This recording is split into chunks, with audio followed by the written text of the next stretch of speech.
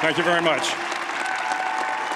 What starts here changes the world. I have a few suggestions that may help you on your way to a better world. And while these lessons were learned during my time in the military, I can assure you that it matters not whether you ever served a day in uniform. It matters not your gender, your ethnic or religious background, your orientation, or your social status. Our struggles in this world are similar, and the lessons to overcome those struggles and to move forward, changing ourselves and changing the world around us, will apply equally to all. So here are the 10 lessons I learned from basic SEAL training that hopefully will be of value to you as you move forward in life. Every morning in SEAL training, my instructors, who at the time were all Vietnam veterans, would show up in my barracks room, and the first thing they'd do was inspect my bed. If you did it right, the corners would be square, the covers would be pulled tight, the pillow centered just under the headboard, and the extra blanket folded neatly at the foot of the rack. It was a simple task, mundane at best, but every morning we were required to make our bed to perfection. It seemed a little ridiculous at the time, particularly in light of the fact that we were aspiring to be real warriors, tough, battle-hardened SEALs. But the wisdom of this simple act has been proven to me many times over. If you make your bed every morning, you will have accomplished the first task of the day. It will give you a small sense of pride, and it will encourage you to do another task, and another, and another. And by the end of the day, that one task completed will have turned into many tasks completed. Making your bed will also reinforce the fact that the little things in life matter. If you can't do the little things right, you'll never be able to do the big things right. And if by chance you have a miserable day, you will come home to a bed that is made, that you made. And a made bed gives you encouragement that tomorrow will be better. So if you want to change the world, start off by making your bed. During SEAL training, the students are all broken down into boat crews. Each crew is 7 students, 3 on each side of a small rubber boat, and 1 coxswain to help guide the dinghy.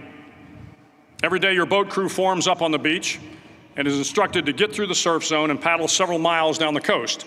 In the winter, the surf off San Diego can get to be 8 to 10 feet high, and it is exceedingly difficult to paddle through the plunging surf unless everyone digs in. Every paddle must be synchronized to the stroke count of the coxswain. Everyone must exert equal effort, or the boat will turn against the wave and be unceremoniously dumped back on the beach. For the boat to make it to its destination, everyone must paddle. You can't change the world alone. You will need some help.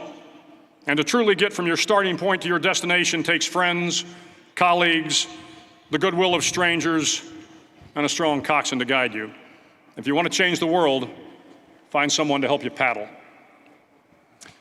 Over a few weeks of difficult training, my SEAL class, which started with 150 men, was down to just 42. There were now 6 boat crews of 7 men each. I was in the boat with the tall guys, but the best boat crew we had was made up of the little guys, the Munchkin crew, we called them. No one was over 5'5". The Munchkin boat crew had 1 American Indian, 1 African American, 1 Polish American, 1 Greek American, 1 Italian American, and 2 tough kids from the Midwest. They out-paddled, outran, and outswam all the other boat crews. The big men in the other boat crews would always make good-natured fun of the tiny little flippers the Munchkins put on their tiny little feet prior to every swim. But somehow these little guys from every corner of the nation and the world always had the last laugh, swimming faster than everyone and reaching the shore long before the rest of us. SEAL training was a great equalizer. Nothing mattered but your will to succeed, not your color, not your ethnic background, not your education, not your social status. If you want to change the world, measure a person by the size of their heart, not by the size of their flippers. Several times a week, the instructors would line up the class and do a uniform inspection. It was exceptionally thorough. Your hat had to be perfectly starched, your uniform immaculately pressed, your belt buckle shiny and void of any smudges. But it seemed that no matter how much effort you put into starching your hat or pressing your uniform or polishing your belt buckle, it just wasn't good enough. the instructors would find something wrong. For failing the uniform inspection, the student had to run, fully clothed, into the surf zone, then wet from head to toe, roll around on the beach until every part of your body was covered with sand. The effect was known as a sugar cookie. You stayed in the uniform the rest of the day, cold, wet, and sandy. There were many a student who just couldn't accept the fact that all their efforts were in vain, that no matter how hard they tried to get the uniform right, it went unappreciated. Those students didn't make it through training. Those students didn't understand the purpose of the drill. You were never going to succeed. You were never going to have a perfect uniform. The instructors weren't going to allow it. Sometimes, no matter how well you prepare or how well you perform, you still end up as a sugar cookie. It's just the way life is sometimes. If you want to change the world, get over being a sugar cookie and keep moving forward. Every day during training, you were challenged with multiple physical events: long runs, long swims, obstacle courses, hours of calisthenics, something designed to test your mettle. Every event had standards, times you had to meet. If you failed to meet those times, those standards, your name was posted on a list, and at the end of the day, those on the list were invited to a circus. A circus was 2 hours of additional calisthenics, designed to wear you down, to break your spirit, to force you to quit. No one wanted a circus. A circus meant that for that day, you didn't measure up. A circus meant more fatigue, and more fatigue meant that the following day would be more difficult, and more circuses were likely. But at some time during SEAL training, everyone made the circus list. But an interesting thing happened to those who were constantly on the list. Over time, those students who did 2 hours of extra calisthenics got stronger and stronger. The pain of the circuses built inner strength and physical resiliency. Life is filled with circuses. You will fail. You will likely fail often. It will be painful. It will be discouraging. At times, it will test you to your very core. But if you want to change the world, don't be afraid of the circuses. At least twice a week, the trainees were required to run the obstacle course. The obstacle course contained 25 obstacles, including a 10-foot wall, a 30-foot cargo net, a barbed wire crawl, to name a few. But the most challenging obstacle was the slide for life. It had a 3-level, 30-foot tower at one end and a 1-level tower at the other. In between was a 200-foot-long rope. You had to climb the 3-tiered tower, and once at the top, you grabbed the rope, swung underneath the rope, and pulled yourself hand over hand until you got to the other end. The record for the obstacle course had stood for years when my class began in 1977. The record seemed unbeatable until one day a student decided to go down the slide for life head first. Instead of swinging his body underneath the rope and inching his way down, he bravely mounted the top of the rope and thrust himself forward. It was a dangerous move, seemingly foolish and fraught with risk. Failure could mean injury and being dropped from the course. Without hesitation, the student slid down the rope perilously fast. Instead of several minutes, it only took him half that time. And by the end of the course, he had broken the record. If you want to change the world, sometimes you have to slide down the obstacles head first. During the land warfare phase of training, the students are flown out to San Clemente Island, which lies off the coast of San Diego. The waters off San Clemente are a breeding ground for the great white sharks. To pass SEAL training, there are a series of long swims that must be completed. One is the night swim. Before the swim, the instructors joyfully brief the students on all the species of sharks that inhabit the waters off San Clemente. They assure you, however, that no student has ever been eaten by a shark, at least not that they can remember. But you are also taught that if a shark begins to circle your position, stand your ground. Do not swim away. Do not act afraid.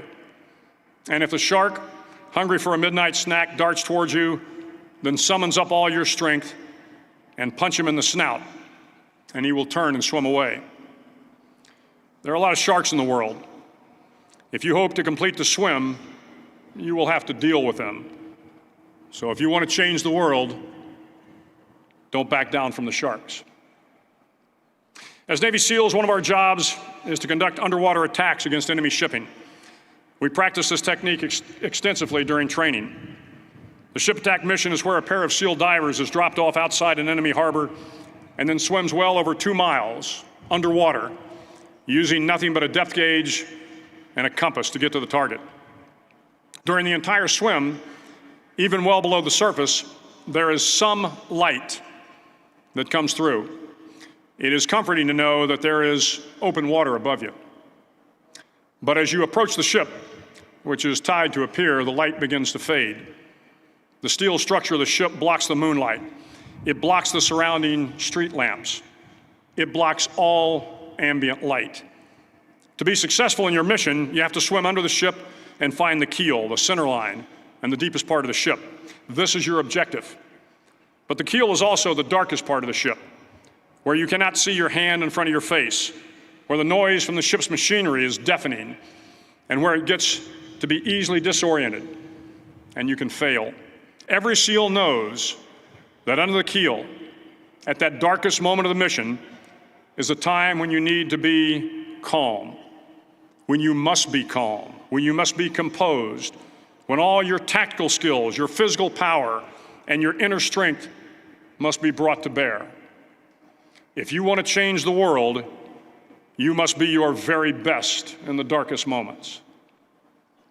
The 9th week of training is referred to as Hell Week.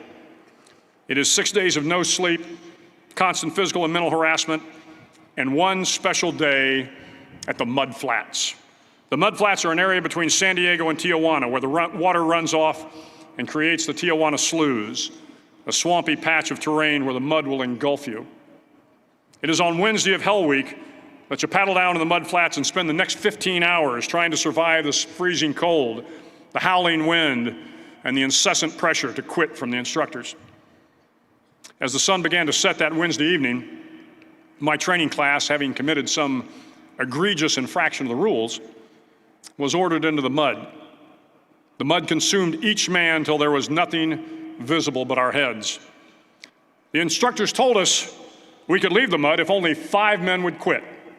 Only 5 men, just 5 men, and we could get out of the oppressive cold. Looking around the mud flat, it was apparent that some students were about to give up. It was still over 8 hours till the sun came up. 8 more hours of bone-chilling cold. The chattering teeth and the shivering moans of the trainees were so loud, it was hard to hear anything. And then one voice began to echo through the night. One voice raised in song. The song was terribly out of tune, but sung with great enthusiasm. One voice became 2, and 2 became 3, and before long, everyone in the class was singing. The instructors threatened us with more time in the mud if we kept up the singing, but the singing persisted. And somehow the mud seemed a little warmer, and the wind a little tamer, and the dawn not so far away. If I have learned anything in my time traveling the world, it is the power of hope. The power of one person, a Washington, a Lincoln, King, Mandela, and even a young girl from Pakistan, Malala. One person can change the world by giving people hope. So if you want to change the world, start singing when you're up to your neck in mud. Finally, in SEAL training, there's a bell. A brass bell that hangs in the center of the compound for all the students to see. All you have to do to quit is ring the bell. Ring the bell, and you no longer have to wake up at 5 o'clock. Ring the bell, and you no longer have to be in the freezing cold swims. Ring the bell, and you no longer have to do the runs, the obstacle course, the PT, and you no longer have to endure the hardships of training. All you have to do is ring the bell to get out. If you want to change the world, don't ever, ever ring the bell. Start each day with a task completed. Find someone to help you through life. Respect everyone. Know that life is not fair and that you will fail often. But if you take some risks, step up when the times are the toughest, face down the bullies, lift up the downtrodden, and never, ever give up, if you do these things, the next generation and the generations that follow will live in a world far better than the one we have today. And what started here will indeed have changed the world for the better. Thank you very much. Hook 'em horns.